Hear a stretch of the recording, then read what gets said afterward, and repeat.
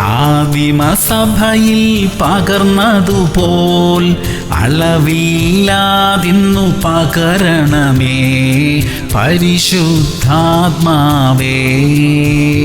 എന്നിലൂടെ ഒഴുകണമേ.